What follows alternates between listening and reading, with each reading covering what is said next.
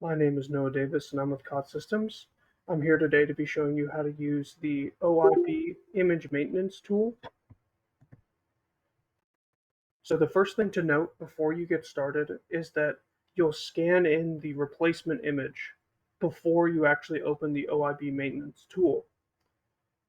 When you scan in that image with whatever software you'll use, whether that's iFront or any software that's built into your machine, then just take note of the folder in which you save that replacement image, as that's the folder you'll be accessing to replace the image later. So first things first, we will go here to index type and select our index type. Enter the book and the page number of the image that you'd like to replace. And you can see here that the images populate on this screen. Once you select the image that you want to have replaced, it will highlight in this orange border. The orange box in the corner shows that a redaction has been done to the image, and later on in the video there will be a yellow box, and that yellow box will mean that the image is in color. Once you've selected an image, it'll display on the right hand side of the screen. After that, you will go down and select this folder button. Don't select the drop down, as that's first step later. Once you select the folder button, it'll open up the directory of your computer. And from there, you use that folder that you took note of previously when you scanned in the replacement image. Mine is titled Scan Folder, so I'm going to select that folder now, just by pressing OK.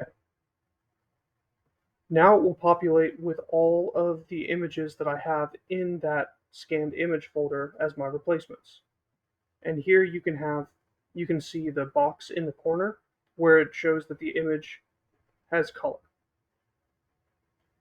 After that, you can select your image from the bottom that you'd like to use as a replacement. And once you've selected it, it will also be highlighted with this orange border. And then all you do after that is hit this replace button, and it will replace the image in the original index. Next up, I will show you how to undo a replaced image. Just for instance, if you replaced an image by accident, then we keep track of all the original images so that at any time you can go back in and reselect your original image and put it back in place of the one you replaced. So again, you're just going to select your index type. I'll just use the same, but just to demonstrate. And we'll open, and again, it will open in a window right here, and we'll just select a new image this time. And so from here you'll go down, and this is where you'll use that drop down arrow. And my folder is titled OIB. Yours might be titled differently, but generally this is how it's titled. And now this folder populates with all the original documents that I have replaced.